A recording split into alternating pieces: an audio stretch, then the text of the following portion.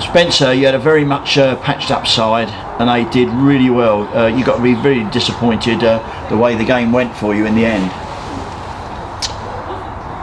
Yes, the way it's going really. I thought it was a massively improved first half. I thought we were by far the better side in the first half. We've managed to clear one off their own line. Their keeper's made a good save. We've had another whistle passed, and then we've made a mistake and they've scored just before half time, and you think heads go down, and we've immediately gone and got the equaliser, and we've come at half time and we've given them, literally they've had 2 sniffs in the game, and we've territorially and possession wise been much improved. But second half we just didn't get going, and whether that's leggy, we've had to bring in anybody and anybody really at the moment who've come back for nothing, and perhaps tiredness kicked in. But second half we didn't do enough. It was looking all the way a draw, and a second terrible goal. You know, we can't have a guy heading it in off a lofted corner 1 yard out. I'm afraid the goalie's got to do better and the marker's got to do better. So yet again we've got nothing, which is very disappointing, and it's very tough at the moment. And you know, there are and will be changes. You know, so there were a lot of positives from the first half, and a very difficult pitch. But credit to Staines, they were more ruthless than us, and they took the chance. Yeah, you say disappointing the second goal. The goal came into an area where Coo Booth, I would have thought, would have been, and he took a heavy knock before that.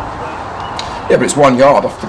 He scored from 1 yard. Keeper's got to come and take that. It was a chipped ball in. You know, keeper's got to come and take it. He knows that. He accepts that. So it's 2 mistakes again, and I'm starting to be a broken record. You know, mistakes at the back. 2 goals against Havant were both mistakes. 2 goals here today, terrible mistakes. And we've got a few people that aren't fit enough.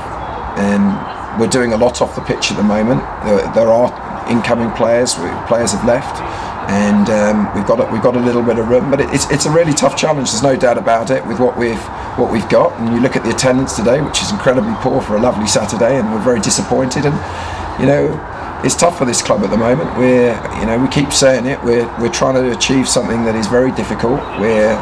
With attendances and sponsorship and incomes, we're way down there. We've no right to be in this division, and we've got to keep going. And we've got another massively difficult game coming up straight away on Tuesday. But you must take heart from the fact that you've got the Conference South leading goal scorer in Theophanes, and Callum Willock's come into the side. I mean, that's a formidable strike duo, and they've not really had a sniff all afternoon with a patched up side. Yeah, but we've lost the game, and that's the hard facts. We're in the results business at this stage. And I thought there were an awful lot of positives in the first half, but you know, we nearly came in 1-0 down, and that would have been a travesty. But you know, it's very difficult at the moment. We're having to, you know, patch things up. We said where we are, and I said huge positives in the first half, but second half we just haven't got going. We look leggy, flat-footed. Staines were better, even though they've not done anything, as you say. You know, they've been ruthless, and we're disappointed in the second half. I thought the front 2 did very well first half. And I think the midfield 4 all looked tired. And when you consider he brought Bosch back, he's been training hard in Spain.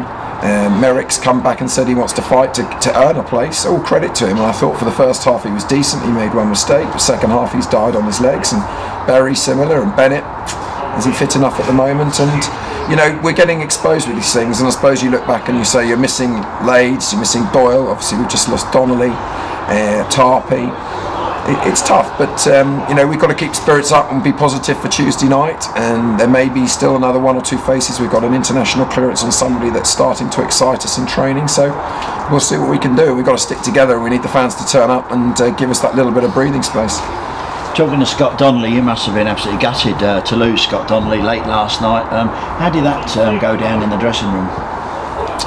Well, you know, I've got a lot of time for Scott Donnelly, but Scott is a professional footballer that plays the system well, and you know, we just can't compete with that level of money and what he required, and the long-term commitments that he wanted. And I explained it to some senior players, and we bent over backwards. You know, we do have some really positive news to announce next week about sustaining this club moving forward. But we don't have any money. You know, we had 313 people in here today for a local derby game on a beautiful, fresh January sunny afternoon, and it's really tough. You know, the owners are having to put up their own money to keep even what we've got now, so it was no real surprise. We couldn't get anywhere near what he wanted, and that's the position we're in. But I know the dressing room were pleased when they saw Freddie walk in, and they're pleased that some of these lads that have come back, who have come back literally for the fuel money, are showing that desire. And as I said, that first half we really showed that, and I was delighted for Phil Page to get his goal. I know it took a deflection, but I thought he gave a good half, and I thought Moses started well. So, you know, there are some positives to take, but I'm just gutted. You know, I hate losing football games, and you know, this is definitely the biggest challenge in football I'm going to have to deal with now. And you know, we've got to make sure we rise to it, and we get the support of everybody to make sure that we're not in a real relegation dogfight. Ebbsfleet, always a tough outfit. You were very unlucky in my book on Saturday. I thought you were very unlucky to not get a draw, certainly. But anyway, you've got Ebbsfleet. What do you know about them? I haven't seen them. They're one of the few teams I haven't seen this season for one reason or another. Obviously they've got a top budget and great new owners, very jealous, and rightly so. Good luck to them. They're on a fantastic run in the league. And we're bare bones and scrapping around for players, but you know, we showed a lot of effort and desire and hunger first half out against Staines, and we're going to have to show that on a quick turnaround against one of the very top sides in the division. It's a Tuesday night game. Need to get the supporters down, need to get behind us.